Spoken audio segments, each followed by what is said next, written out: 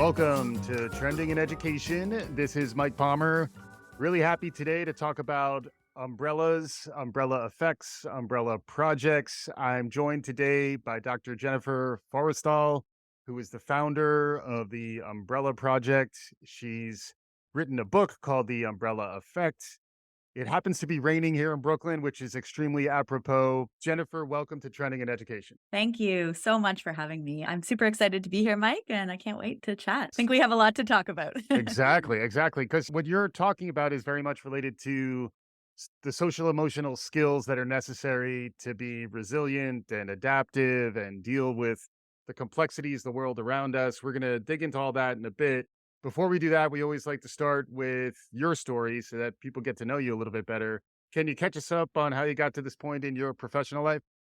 Sure. Yeah. So, my first profession was as a naturopathic doctor. What's interesting about our profession, I think, is that we don't like the idea of, carrying on with your life, waiting until something happens, until you get sick, and then trying to treat that thing. In naturopathic medicine, one of our core principles is that we really like to be proactive with well being. So, I was really lucky early in my practice to get to focus more and more on pediatric well being, which is a huge topic right now. Yeah. And I was just seeing more and more and more kids in my practice who were struggling with their mental health and started to realize that there are some really fundamental things that we're not explicitly teaching kids about how they can get proactive about developing the skills they're going to need to cope with challenges. Yeah. And, the first principle in the book is there's a 100% chance of rain in your child's life and in Yeah. yours. Like nobody is getting out of this without challenges, but the education system, much like medicine, much like everything, often takes the stance of responding to the acute problems Mm. instead of proactively thinking like every child in this classroom will face difficulties. Some of them will go through divorce, some of them will get sick, some of them will fail classes, some of them will be bullied, but everybody is going to go through some stuff. Yeah. So, how are we proactively preparing them for that? We think a lot about how we're proactively preparing them for the next level of education, for Right. grade 3 and then for grade 4 and 5, right? But we don't often think in that way. Hmm. And so I think that early part of my career really led me down a path to developing some proactive tools for teachers to use in classrooms to teach kids, first of all, the umbrella metaphor, which is basically just that not getting out of life without some rain. But what Yeah. an umbrella does is it allows you to go outside even when it's raining. Right. So we talk about all of your coping skills that you might see in different character education programs or virtue or trait-based programs. We've sort of put them all together into the idea of an umbrella. They all form one of those little pieces of an umbrella. Yeah. They're all important and useful, and they weave together. And if you practice them enough, you'll have a tool that's in your control, even when the world around you doesn't feel like it's in your control. Yeah. And I really like the skills based angle, which is important because skills can be learned. You can get better at skills, and there's a Mhm. full range of these skills that are really best when they're used together. Can you expand a little bit on the skills based part and how it's all connected? Yeah, well, actually, there are some really cool research that came out of Laurier University, which is right in our hometown, actually. It showed that if we think about our well being as a skill, we are much more likely to engage in programs when they come our way that are designed to build that skill. So, for example, if you think your well being is a set of skills that you can develop, somebody offers you a mindfulness activity or workshop, the research shows that you're much more likely to actually engage in that activity if you can think Mm. about it as a skill. So, we very intentionally built the umbrella as a set of skills in order to help students understand that with practice and over time, these things can be built like a skill. Hmm. But if you never practice them, you're probably not going to be very good at them. Right. If you never practice empathy and suddenly you need it, that's probably not going to be a skill that's easy for you. Yeah. Likewise, like cognitive flexibility and adaptability, if you never have to adapt to anything, you're unlikely to be able to just do that, right? You Right. have to find opportunities in your life to keep practicing that so you get better and better at the skills you need. Yeah. Kids who go through the most adversity in some ways have the most opportunity to develop these skills, but they also need Mhm. more support because the more adversity you face, the harder it is to come back at it. We've all been faced with challenges in the last few years, which is why I think the space that you're in is so relevant and resonant. But can you talk a little more about the trauma connection and how some kids are really just going through a hard time and in some ways you need to respect and deal with the Mhm. moment and the crisis when it's there, but then also be thinking about how to develop these skills. How do you navigate all of that? Let's start with the idea of kids who are really struggling, who have a lot of challenges in their life. Yeah. So, one of the things that I hear most from teachers who run the Umbrella Project curriculum in their classroom is that learning about coping skills, pointing them out, and holding them at a very high level of value in your classroom allows those students who are struggling more to feel valuable Mm, and like they have something that they're really going to need in the future that will help them succeed that isn't their math mark. Because ultimately, what happens with kids who are in really difficult situations is they're not thriving academically, right. right? But they might be the most resilient kid in that class because, somebody else might have a mom who gets up and makes them lunch and drives them to school and gives them a kiss and a hug and helps them with their homework. And some of those other kids don't have any of that. They do a Yeah. lot of these things for themselves, right? Hmm. And so, first and foremost, just being able to see that invisible layer of coping skills is good for everybody, right? There's no downside to knowing that you have this superpower and this Hmm. strength in your coping skills, even if at that moment, like your actual outcomes aren't. A reframing of what can be a stigma as a Yeah, what strength. exactly. Yeah. So I think that piece is really important. And then we very intentionally built this as a proactive, you can build these skills in advance, but very, very much thought about trauma when we were building the program too, because Mm-hmm. certainly when things are calm and you've got some extra capacity, sure, you can, Yeah. practice these skills and take on challenges and, apply growth mindset to your math work. But also, what I've seen from the research around post-traumatic growth and, Mm, unfortunately, a lot of these traumas that kids experience in a classroom setting really can't control. But post-traumatic growth happens in the conditions of somebody being able to understand the growth narrative, yeah. have a broader sense of purpose, build gratitude for their life and really know that in those most difficult moments, something could be taken from that. So, Hmm. having more of the umbrella skills, even in the face of trauma, can set the conditions for a student to experience more growth Hmm. from those difficult times. The research between post traumatic growth and resilience is really interesting. A lot of people equate these two things as the same thing, right? Mm, Resilience and post traumatic growth. But actually, they found there's a negative correlation between the two. So, resilience is more like as you go through your life and things happen, your ability to get back to yeah. neutral, your ability to recenter. It's almost like a floor effect, right? Like you want to be able to maintain no less than a certain level of, Yeah, uh, like you back to know. your equilibrium. So, Hmm. when I think about building resilience, what I actually think about is shortening the duration of time it takes you to get back to center, Yeah. as opposed to this like linear growth Hmm. model. Hmm. What they found with post traumatic growth is that there has to be trauma. And often people who are less resilient will experience more trauma Mm. from an experience. So if you're really strong at resilience, Mm. you're less and less likely to experience that trauma in the first place. Interesting.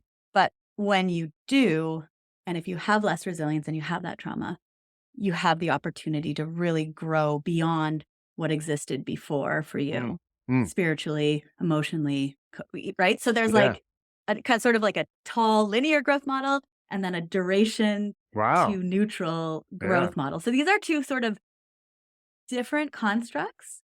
And so I think both are super valuable, but they require a bit of a different toolbox, which Yeah. all are sort of part of that the umbrella skills, right? Yeah. They all mesh together to form and teach students a bunch of the different pieces they need in order to have any of these things, Yeah. have resilience or have post-traumatic growth. But they're Yeah. they're different. That's I don't great. know if that No, was a no, little that would too that sciencey. no, that was fantastic. And by the way, you're also known as Dr. Jen. If for those of you who are listening, that was Dr. Jen giving us some special insight. I very much appreciate that. And it also relates to what's in it for me a bit in that understanding this stuff is also helpful in terms of kind of the strengths based. How do I think about myself as an employee, as a human? How do I Mm, achieve my fullest potential? There's like a positive psychology element to it. And also in your book, The Umbrella Effect, there's like surveys and quizzes so that I can mhm, learn more about myself, and I'm also a parent. So I feel like that is another dimension to the work that you're doing. It's school facing, but it's also for parents and for all of us to kind of understand ourselves and also understand our children or our students. mhm. Yeah, the starting point always is just understanding what does everything look like today? Where are we at? Where am I at? Where are my kids at?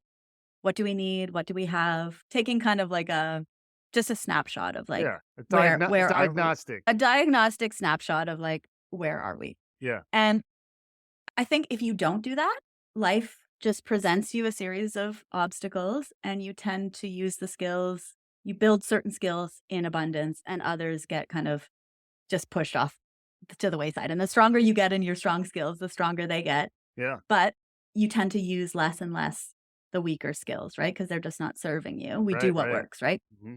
So you can just leave it to life to do that. But if you take a survey of all the grown-ups you'll probably note that like the empathetic just get more and more and more. They like go Right. into that skill so much that eventually that skill starts to become like one of their weaknesses as Yeah. opposed to or like the gritty get grittier, the right? Right. Everybody Right. kinda has their thing that works for them that they do a lot of. So, Mm-mm. I love the idea of strengths. We always recommend after you do this umbrella assessment that you notice, like, what are my strengths and how did I get those?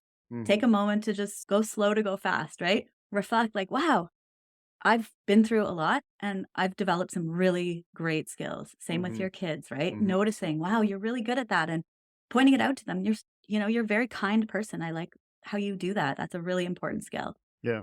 But I think the piece that we often miss when we just look at strengths is this other side of like, what aren't I developing? Mm-hmm.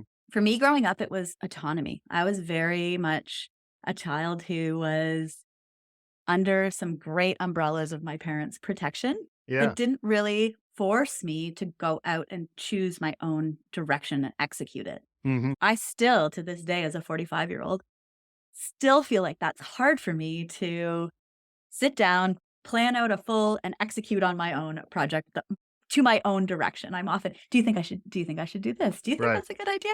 And Right. how might I do that? Right? Like Mm-hmm. that piece for me is weaker. Yeah. And if you can notice that early in your children, what is a part of them that is really going to hold them back?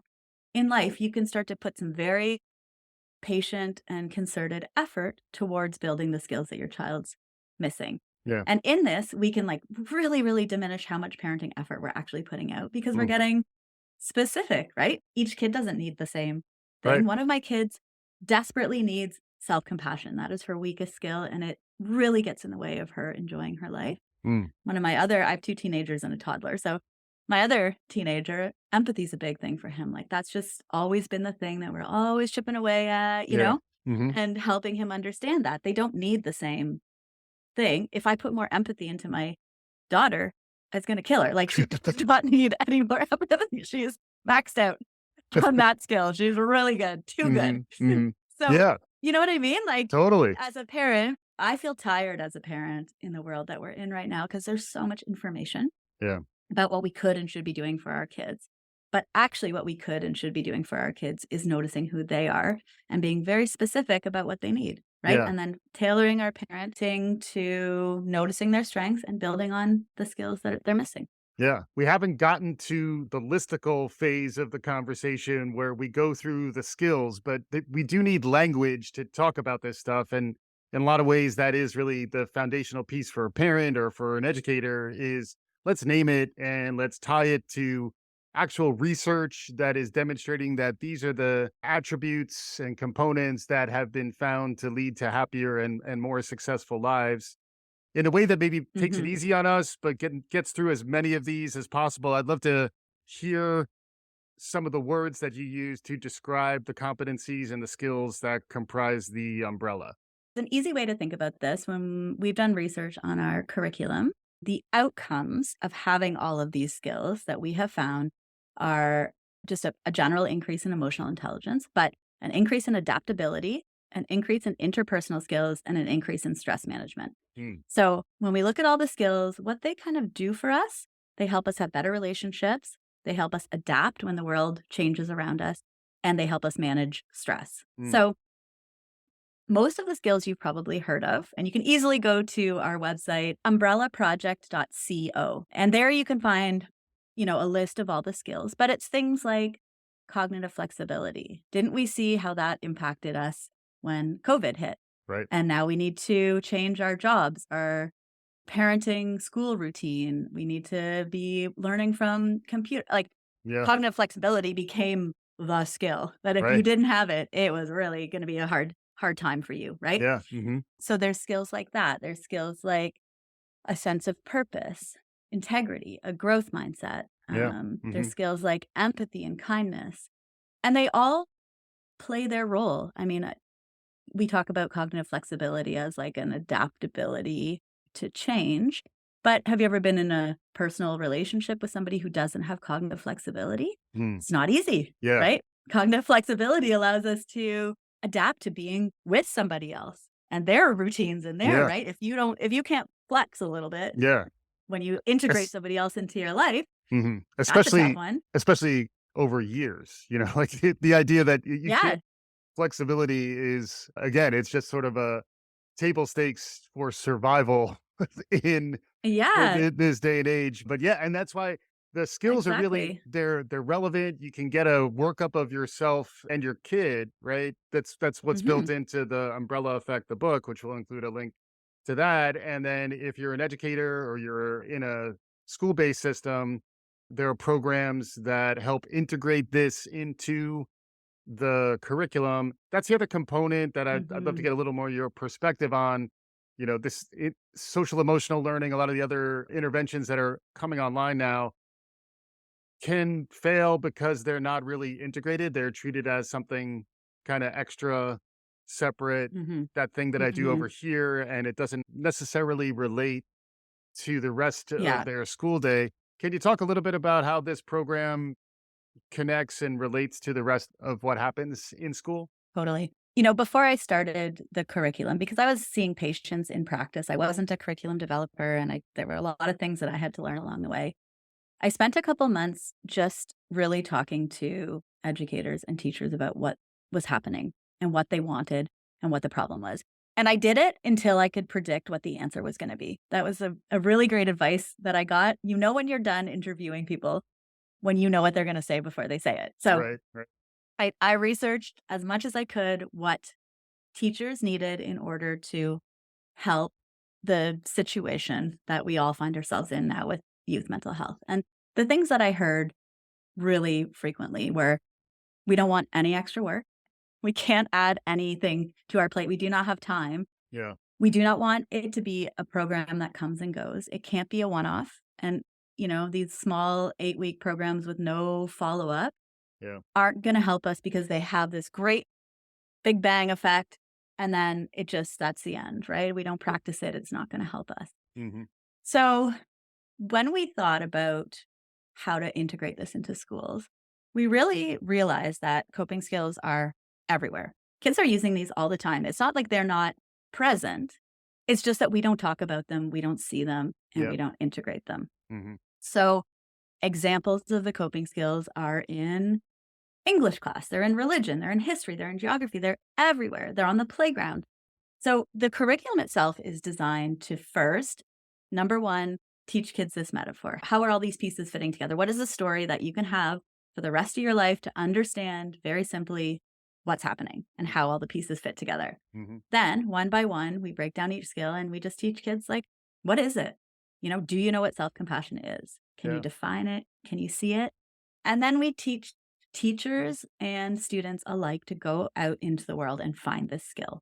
So we have lots of story examples. We know stories have always, since the dawn of human time, been a powerful way to transmit information and to tie the emotional brain to the intellectual brain. So Yeah. to really make things stick, right? Mhm. So we have examples of lots of stories of real people and storybooks and all the different things that skill is the focus. So kids Mhm. can understand, okay, self compassion. That means when things go wrong, I choose to be nice to myself. Give myself comfort instead of Hmm. telling myself I'm an idiot. Yeah. And then out we go into the playground, into the world, into the curriculum, into Yeah. everything that we're doing. And that month, our goal is to bring that skill back as much as possible, to notice it wherever it is, to notice it when we're using it. Some schools will, recognize different students in different ways who are really using that skill or working on it. And then there's lots of other pieces to more tangibly teach the skill, but at the very core of how I think SEL blends without a lot of extra work for a teacher and how teachers can learn alongside students is this very compassionate way of just seeing the skill, understanding why does it matter if I have a growth mindset? It's great if we have a poster on the wall that says, I should think about failure as learning. However, Right. show me. Show me what that looks like. Show me how that's helped somebody. Show me it in me, Yeah. right? Show me it in my peers. Let's celebrate these skills. And then each month or each two, well, however the school decides the cadence of the curriculum, Hmm. we add another piece, right? And then after 2 years of skills, we repeat the same skills, but it's a different teacher and it's a Yeah. different class and it's a different way of a deepening. And so over time and over Hmm. the course of the student's education, they get to learn about these skills quite a few times in different ways from different people. Yeah. Yeah. It's really interesting. And at the same time, it makes me think about the umbrella skills of the teachers themselves and what they're coping with. And then also for parents, it reminds me almost of put your own oxygen mask on first before you Mhm. focus on your child. There is an element of we're all going through some stuff nowadays, and providing a framework that applies to everyone, and especially thinking about what it's like as a teacher. Can you expand on that a little bit? The importance of teachers thinking about their own well-being and their own self-care and their own umbrella Yeah, skills, even as they're conveying that. Because in some ways, ideally, you're modeling a lot of these skills as the adult in the room. absolutely. One of my favorite things to get parents to do when they come into my office with a child who's struggling with coping is to think about the thing that they really weren't good at in high school or grade school. What is the thing you weren't a math person, you didn't like sports, you couldn't play music, that you really self-identified as not being good at? And then I ask them, if they're really committed to this, go out and try to learn that thing again. Mm, Remember what it feels like to learn something really hard, because the more as a parent we can show our kids what it looks like to suck at something, to take yeah. on a hard challenge, to work through it, the more we can first empathize with what we ask our kids to do every day, which is go to school, do every subject. We want them to do well in all of them and we want them to make good friends with that. Like what we ask kids to do is a Mm, really difficult task, right. right? So even just the empathy for the journey. I mean, I personally went out and tried to learn how to play volleyball because I was a dancer growing up, not a sports kid. Yeah. And I was like totally flaked out in gym class. And oh my gosh, like there was a moment when I was standing on the volleyball court, like almost in tears because I remembered it all came flooding back to me like, oh yes, this is why I flaked out in high school in sport. Because this sucks. Like this does not feel good. It doesn't feel good to be the worst at this.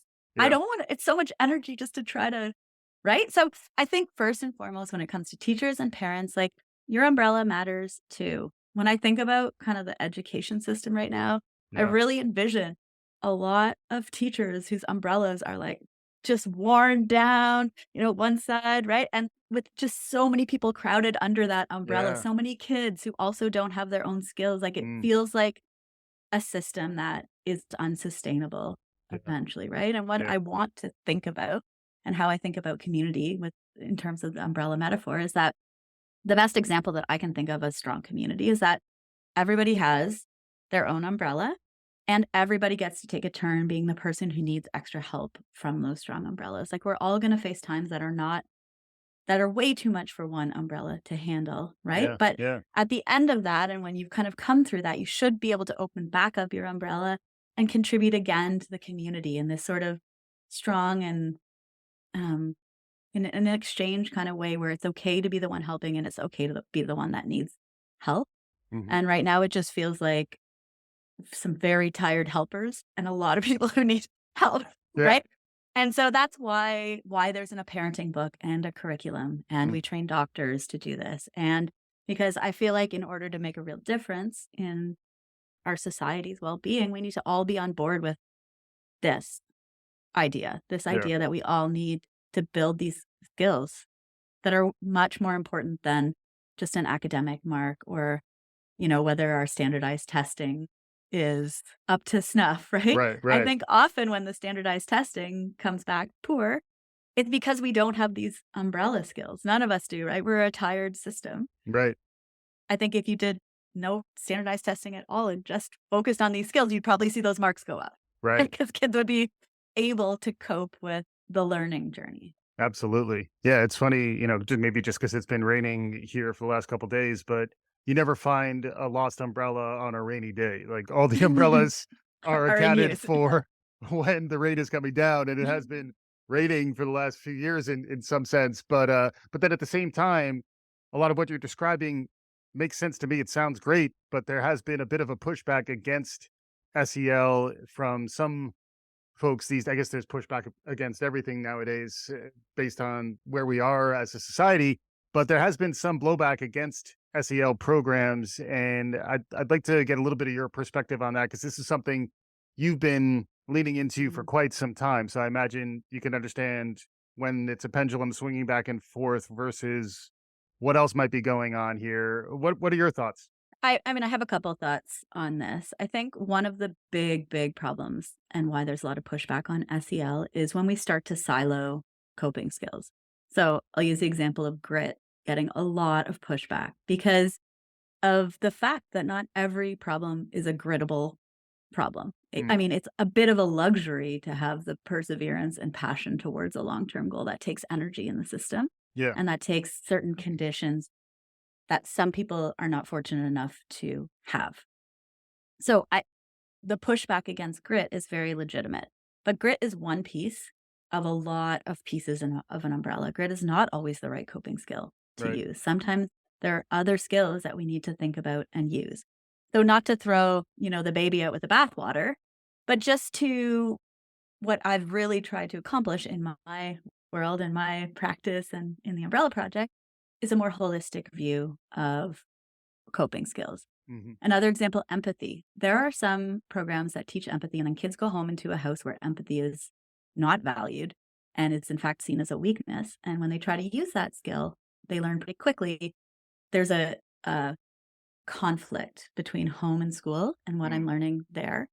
And that's hard too, right? Maybe empathy is not the skill that they're going to take home, but doesn't mean they shouldn't be learning it in the hmm. context that it's best used, right? We Hmm. need to be critical thinkers in how we're using coping skills too. Hmm. So I think that's one piece of it.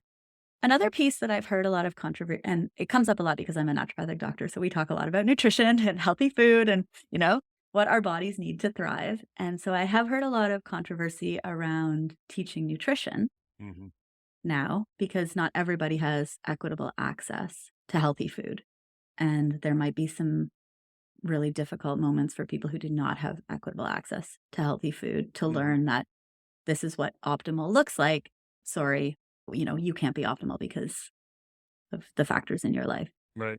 And, that's a really tough question because if you never plant the seeds of what those fundamentally important things are, you'll never have that information to take with you into your adult life. So when I was first practicing, I had the opportunity to work with an organization here in town called KidsLink, and they had a residential program. It was, families that were struggling the most in the region with mental health. And they hired me specifically to come into their programs and teach some of these basic fundamental principles of what our brains need most to thrive Hmm. as a way to plant a seed for those students to know that they're worthy of that information.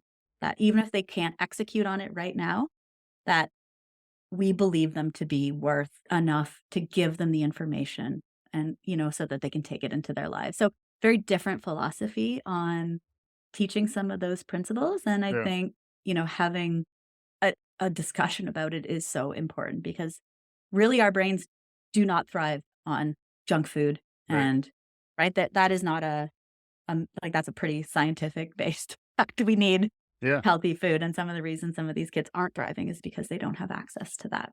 Yeah. That to me brings in the idea of culturally sensitive delivery of the curriculum where Hmm. understanding that there are other perspectives, which ties also to empathy, like just Yeah. understanding that there might be others out there who have these challenges. How do you still deliver the scientifically correct information about nutrition and health, but do so Yeah. in a way that's sensitive to the fact that for some kids, receiving that information, processing it, and integrating it with their home life is going to come with more challenge? Yeah. And so, I mean, the way we do it in the Umbrella Project curriculum specifically is we have one unit that is about what happens under your umbrella and Mm, all the things that your brain needs in order to function at its best. yeah. So we put everything together in a way like sleep and screen time and outdoor time and laughter and Yeah. food. And we talk about what all these different things are. And then we have students, learn how to pick one thing that they can chip away at, one thing that's within their control. So it doesn't have to be that you change your diet and your Yeah. sleep and your exercise and your screen time and your laughter and maybe what you can control is, your bedtime. Maybe what you can control is, encouraging your parents to pick up one vegetable when they go to the store for you. Maybe Yeah. what you can control. And so we try to present enough options that these are all valuable for your brain. Is there one thing that you want to work on? Yeah. And in that way, it's like teaching somebody how to make a change if they want to make a change, Yeah.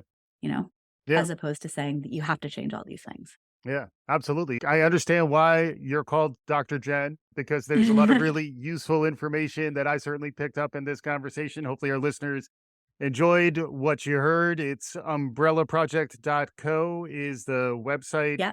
to Mhm. check out. As we're reaching our conclusion here, Jen, what takeaways might folks get from our conversation? If you have some concluding thoughts, what do you want to share with our audience? Oh gosh, there's so many things. One thing that I really would love for everybody to know is that we are stronger together. There was a time, I think, when it was easy to think about the world like you versus me. If my child is the best person on the team, that's what I'm going for, right? Mm, Like me and mine versus you and yours. yeah. And I think we'd be really well served right now to slow down a little bit and think about us versus the problem. And kids are so connected these days via their technology. The level of information that they receive from the world really does put them in a me versus everyone else. Mm, Am I the prettiest? Am I the smartest? Am I the, right? yeah. And it's like that. If we could just all start from the same starting point, which is why, I think the curriculum and the book and all the pieces, if we could get on the same side, us versus the problem, and understand that our kids are so deeply connected that when one is struggling, it spreads through the group. So your parenting effort is well served if you are also helping your child's friend and your child's friend's friend thrive in this system, have good coping skills that they can support each other with. So that's what I think is a good takeaway. Like, it's not just for you, it's for you and the people around you. So, Mm, you and your school or like your group of friends that your kids hang out, right? If everybody starts to get on the same page about struggle being really a normal part of life and teaching coping skills and celebrating them, then I think we're going to get a lot further. awesome. Fantastic stuff from Dr. Jennifer Forristal, Dr. Jen, the author of The Umbrella Effect, and the program is the Umbrella Project, umbrellaproject.co. Jen, thanks so much for joining us on today's show. Mike, thank you so much for having me. It's always a pleasure to talk about these important things, and I appreciate the opportunity with you. Fantastic. Hopefully, our listeners enjoyed it as much as I did. If you did, please write us a review, share the good word. We'll be back again soon. This is Trending in Education.